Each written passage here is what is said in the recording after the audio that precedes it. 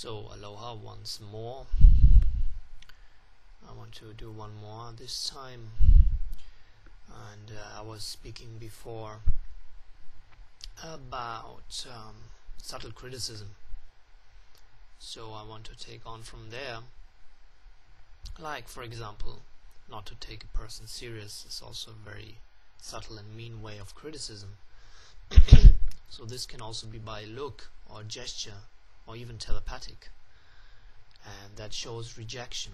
As I was also speaking before, this is one of the primal fears of every living being, is to be cast out, rejected, abandoned, and starved to death. So,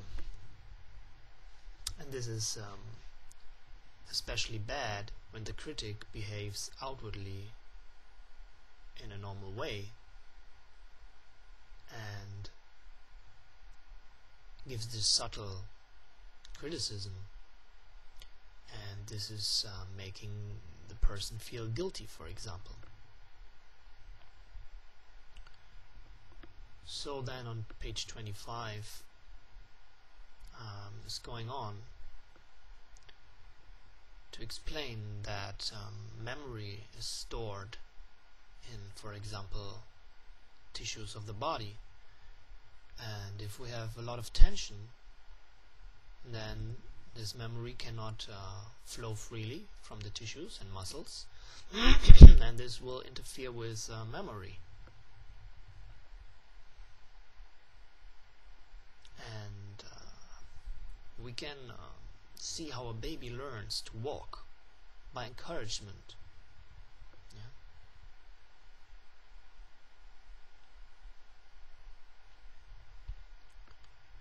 So in the Greek language, the word kritikos means to discern.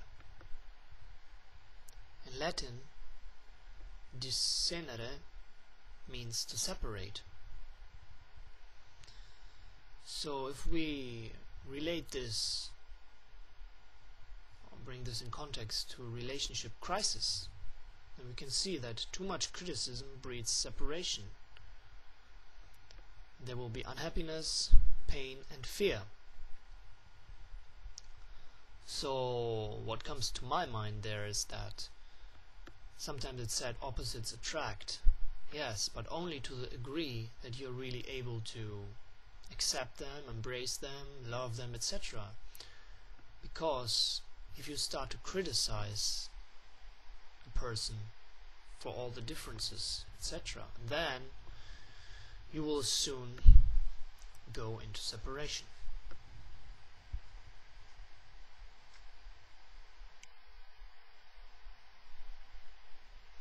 So one way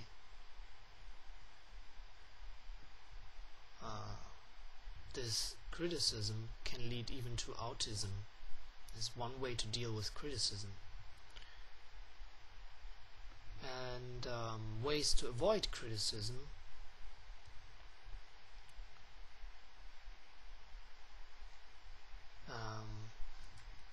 in behavior in people, which are not necessarily healthy ways, is someone who tries to please everyone.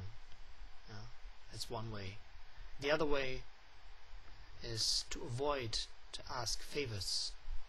So, I didn't ask you anything, so don't criticize me.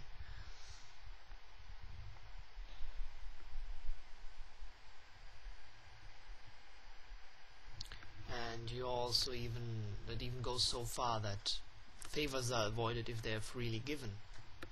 Yeah. So, but for a happy relationship, we have also to give our partner or friends the chance to do favors, because this is a very how to say, pleasing thing to anyone to give favors. So there are some other ways to cope with criticism, and to learn about it is, for example, to try to go on a diet of criticism for 1 week. Try not to criticize for 1 week. And if you have to say something,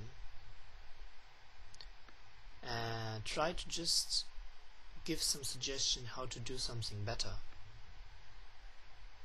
and become aware of criticism that's going on around you, but don't criticize anyone for this criticism. And notice how you're feeling when you're trying to avoid criticism. For example, it may reveal your motivation behind your criticism. This is a very interesting experience, I can say. Because I'm also prone to criticize, I noticed that it gives you this feeling of a lack of power, of control, for example.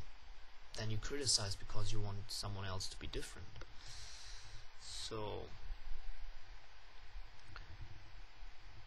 And if you can do that for 7 days without fail, then this is an exception. I never heard of anyone actually.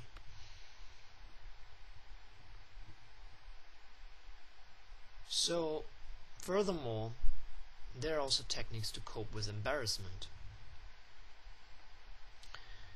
So, think of a situation that is embarrassing. Then give yourself permission for the way you might act, regardless of what people may think. That changes a lot. And assure yourself that whatever you do, you won't be cast out, abandoned, or starved, or whatever. And this you can repeat until you feel more comfortable, less embarrassed.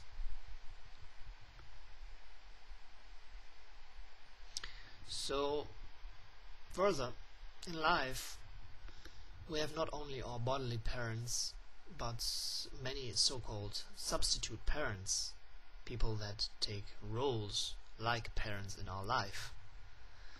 So, and to cope with problems with them, you can try to recall a time when you were being criticized, and assure yourself that this was only their opinion. It's not absolute. And this will change a lot. Further, we can also deal with critical memories. So we can recall a moment, a situation when we were criticized, and we can put it in a much more funny context by, for example, imagine antlers growing out of the head of that criticizing person, and we can imagine the person dressed like a clown in a circus, and there can be funny music, and we can imagine so many things that make the situation silly, and this will change your feeling about it. So these memories will not affect us anymore in the way they might have before. There is another technique, however, and this is, we remember the situation, we freeze it, and we imagine that the whole thing is frozen into ice or glass, and then we can break this into very little pieces with a hammer or whatever, and it can melt and flow into the sewage, or we can put it in the glass trash or whatever. So, and then after you can notice the change. So again, we are coming to the end of our little video. Thank you for watching and listening, and aloha.